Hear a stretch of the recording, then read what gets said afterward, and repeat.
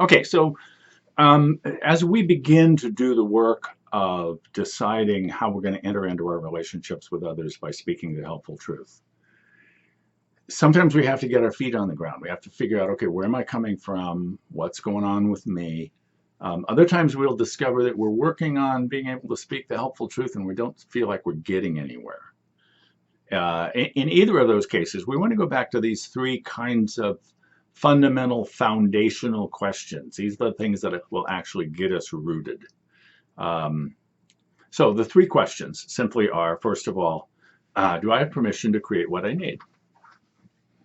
And that seems like an odd question. This is a kind of koan in the sense that, what does this mean? Why wouldn't I have permission to create what I need? Well, if I'm not creating what I need, it may be that I just don't know what it is that I need. I'm not clear about it. I haven't paid enough attention to that.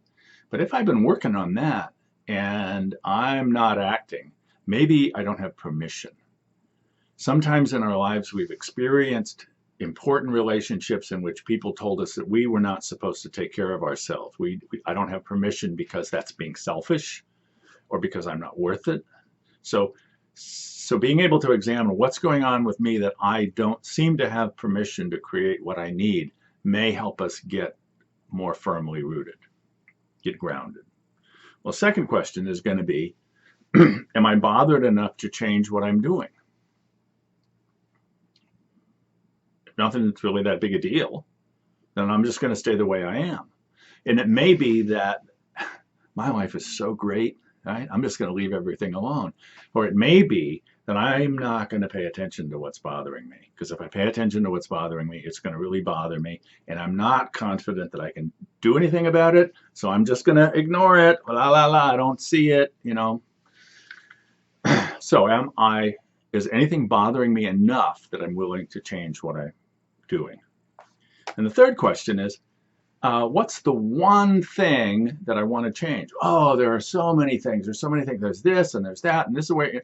Okay, I can just be drowning. I can just choke on all of the things in my life that I think need to change, such that I'm paralyzed. I cannot act.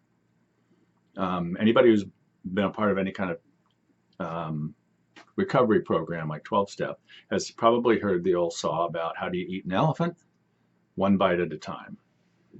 I can only deal with one thing at a time. Now, the good news is that when I fully deal with the one thing, other things will follow in behind it because what we discover is everything's connected to everything else. But if I'm trying to deal with everything, I can't deal with anything. So I want to pick what is that one thing that I'm going to deal with. Do I have permission to create what I need? Anything bothering me so much that I'd be willing to change what I'm doing? What's the one thing that I want to work on? And when we can do that, when we get all three of those legs of the stool planted, then we have a place from which to work to begin to really make a change in our lives. All right.